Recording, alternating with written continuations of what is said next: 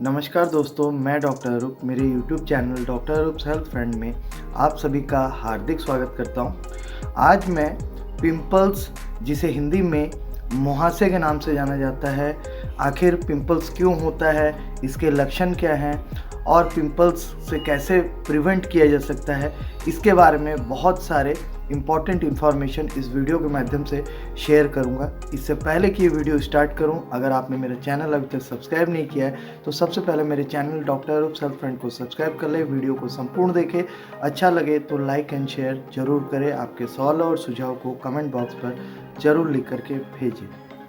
Pimples acne, जिसे हम हिंदी में मुहासे के नाम से जानते हैं, व्रण भी कहा जाता है, ये एक ऐसी समस्या है जो कई बार टीनेजर पीरियड में या कई बार प्रेगनेंसी स्टेज में और कई बार तो किसी भी आयु वर्ग को परेशान कर सकता है। ये एक स्किन का ऐसा कंडीशन है जिसमें जो हेयर फॉलिकल्स होते हैं वो क्लॉग्ड हो जाए, ब्लॉक्ड हो जाए स्किन में, खासकर चेहरे पर जो हेयर फॉलिकल्स होते हैं, रोमकूप होते हैं, जो केश वाले रोमकूप होते हैं, वो अगर स्किन में एक्सेस ऑयल पैदा होने की वजह से या हेयर के साथ साथ डेड स्किन के वजह से क्लॉग्ड हो जाए उसी जगह पर, तो फुंसी के रूप में, हल्के से दाने के रूप में निकल करके फिर मुहासे के रूप में फिर ये एक तरीके का इन्फेक्शन बन जाता है।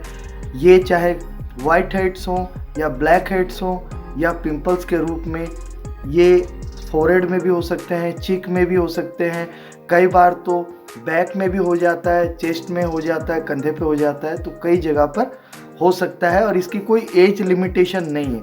हाँ, ये ज़रूर बात है कि अक्सर टीनेजर पीरियड में या गर्भकाल में अक्सर लड़कियों में और महिलाओं में ये प्रॉब्लम बहुत इरिटेटिंग फील कराता है और ऑकवर्ड फील कराता है, तो लोग परेशान होने लगते हैं।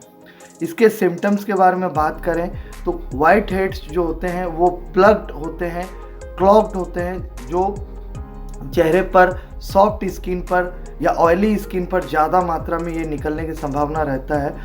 जो ब्लैक हेड्स होते हैं वो ओपन पोर्स होते हैं, जो मुहासे के रूप में फूटने के बाद में उसमें काला स्पॉट जैसा बन जाता है।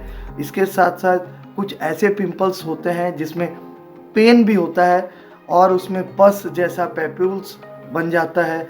कुछ बहुत बड़े लार्ज सॉलिड गड्ढे के रूप में भी मुहासे होते हैं जो बहुत बड़े साइज़ में भी आ जाते हैं और कई बार तो सिस्ट जैसे आकृति भी ले जाते हैं, जैसे बहुत बड़े होकर के कम से कम काफ़ी दिनों तक रह जाते हैं और फिर वो जगह का स्किन में फिर एक मार्क्स जैसा भी रह जाता है।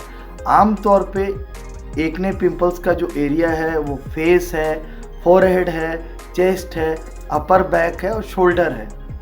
ये आमतौर पे कॉमन एरिया है।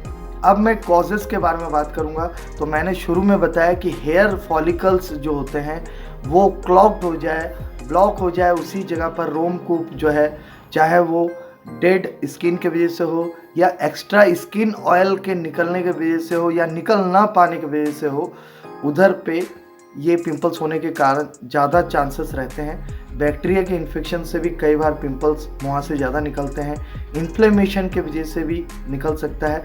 अक्सर लड़कियों में या औरतों में एंड्रोजन हार्मोनल चेंजेस जो होते हैं, एंड्रोजन हार्मोन के अत्यधिक बनने के वजह से भी अक्सर प्रेगनेंसी स्टेज में भी इसलिए ज़्यादा मात्रा में निकलता है। कई मेडिसिन हैं जो कोर्टिकोस्टेरॉइड श्रेणी के आती हैं या टेस्टोस्टेरोन के अत्यधिक यूज़ करने की वजह से भी पिंपल्स निकल सकते हैं। डाइट में ज़्यादा मात्रा में ऑयली जंक फूड का प्रयोग ज़्यादा करते रहने से भी निकल सकता है पिंपल्स। इसके साथ साथ तनाव को भी एक बहुत बड़ा कारण माना जाता है। स्ट्रेस फैक्टर के वजह से भी काफ़ी बार पिंपल्स निकलता है।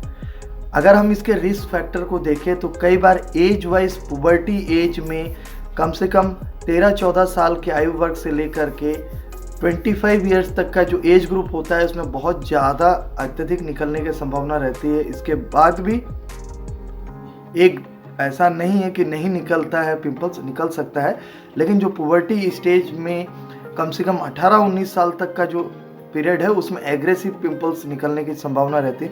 हार्मोनल चेंजेस के वजह से भी ऐसा होता है।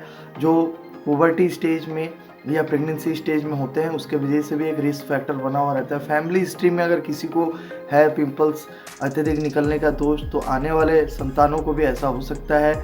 इसके साथ साथ ज़्यादा ग्रीजी ऑयली सब्सटेंस यूज़ करने की वजह से, या स्किन में ज़्यादा फ्रिक्शन या ज़्यादा प्रेशर यूज़ करने से भी कई बार पिंपल्स निकल सकते हैं, चाहे वो शोल्डर एरिया हो या बैक एरिया हो, वहाँ निकल सकते हैं। प्रिवेंशन के तौर पे बताया जाए तो आप अत्यधिक कोई भी अनवांटेड ऐसे कॉस्मेटिक्स का प्रयोग ना करें। स्किन की जो समस्या है उसके लिए स्किन को बिल्कुल हाइजीनिक रखने का प्रयास कीजिए। पानी बिल्कुल ज़्यादा मात्रा में पिए, हाइड्रेटेड रखें, स्ट्रेस से बचिए, ताज़े फल और सब्जियों का सेवन करें। और पिंपल्स और एक्ने को आप डॉक्टर को चेकअप करा करके जो भी आपको कारण फाइंड आउट होता है, उस फाइंड आउट के मुताबिक जो आपको लाइफ स्टाइल मॉडिफिकेशन और जो भी मेडिसिन दिया जाता है उस माफिक अगर आप चलते हैं तो बहुत जल्दी आप अपने हेल्दी स्किन या हेल्दी फेस में रिटर्न हो सकते हैं और स्वस्थ हो सकते हैं। तो मैं उम्मीद करता हूँ इस वीडियो में जो मैंने जानकारी शेयर किया है उसको आपके लिए काफ़ी फ़ायदा मिलेगा, और इस वीडियो को ज़्यादा से ज़्यादा लोगों के बीच में शेयर करेंगे। इसी प्रकार के कोई भी स्वास्थ्य संबंधी जानकारी या चिकित्सा हेतु अगर आप मुझसे प्रत्यक्ष मिलना चाहते हैं तो मेरे तीनों क्लिनिक्स के एड्रेस और मेरा व्हाट्सएप नंबर यूट्यूब के डिस्क्रिप्शन बॉक्स में दिया हुआ है, आप वहाँ से भी मुझ तक संपर्क कर सकते हैं। धन्यवाद, नमस्कार, जय हिंद।